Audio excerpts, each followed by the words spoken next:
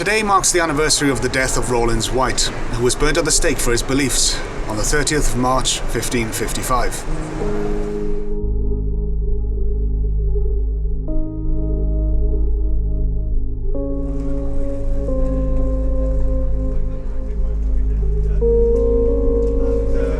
To St Mary's Street, and I'm outside of the House of Fraser department store.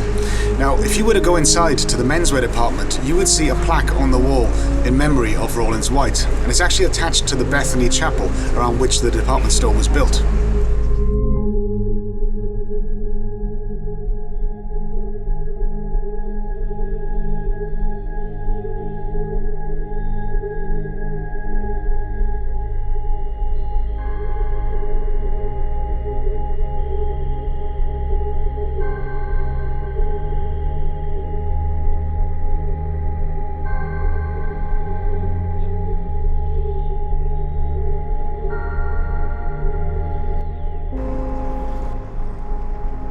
Rawlins White was a fisherman in this town for about 20 years, and he lived somewhere north of where the stadium now stands, possibly over here.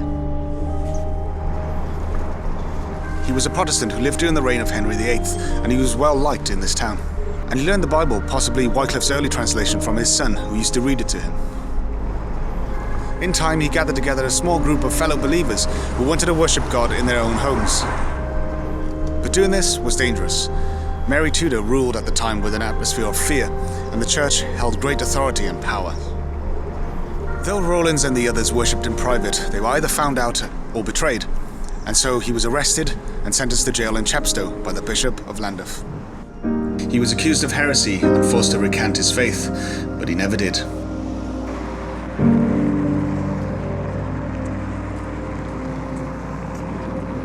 After spending some time in Chepstow, he was sent back to Cardiff and put in prison here at the Cardiff Castle. This is the actual Black Tower right here behind me, which is where Rawlins White was imprisoned for a year.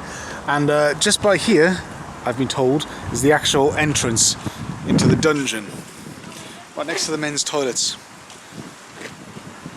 To think that that's the actual entrance, that's where Rawlins went in, spent a year in this tower.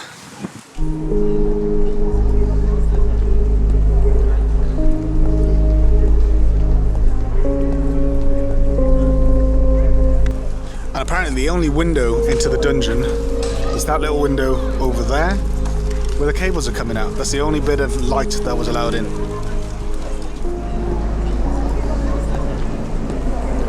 Roland spent the last few weeks of his life locked in Cock's Tower, or the Cockmarrow, which was roughly here on the Hayes, and it was described as a vile and terrible place.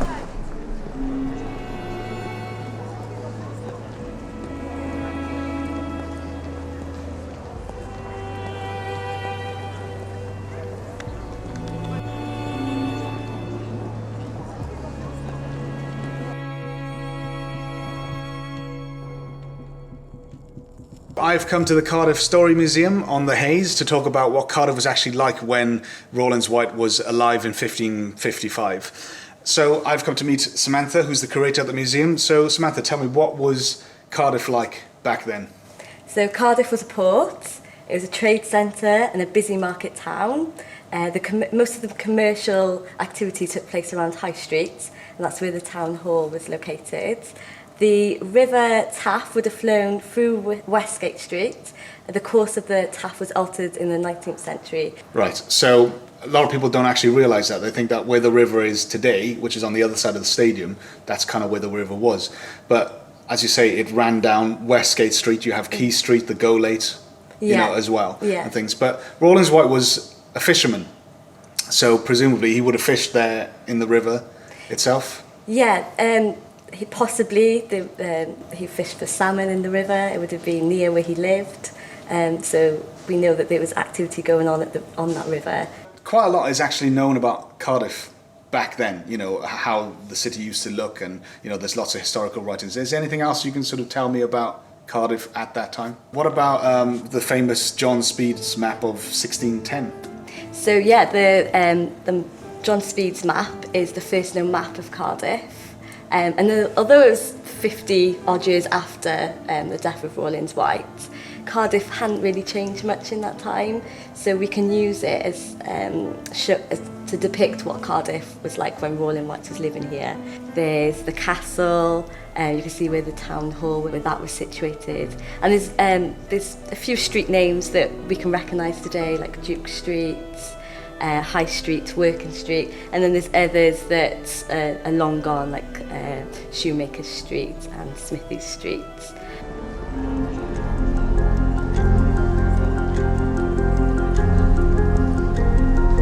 It's not exactly clear where he was executed, but it's said it was a short distance away from the prison, possibly here, around St. John's Church. Armed guards came to take him to his place of execution. On his way there, he saw his family waiting for him, crying. And when he got to the site, he fell to his knees and kissed the ground and said, "Earth unto earth, and dust unto dust. Thou art my mother, and unto thee I shall return." One of White's friends was there, John Dane, and he helped record the events. White said to him, "I feel a great fighting between the flesh and the spirit, and the flesh would very fain have his way. Therefore I pray you, if you see me tempted to save myself from the fire, hold your finger up to me, and I trust I shall remember myself." To those looking on, Roland seemed very calm and relaxed, until a priest began to read the words of the liturgy, and Roland told the crowd not to listen to him. But the crowd went mad and ordered the fire to be lit. John Dane described the horror. He said that the flames were sudden and great, and that the sinews of his hands began to shrink and the fat dropped away. He concludes the account by saying, "Thus died this good old man for his testimony of God's truth, and is now rewarded, no doubt, with a crown of eternal life." White held his faith to the end. His last words as he burned were, "O Lord, receive my soul." At the time of Roland's death, he was about 60 or 70 years old, and what became of his friends and his family and his associates is not known.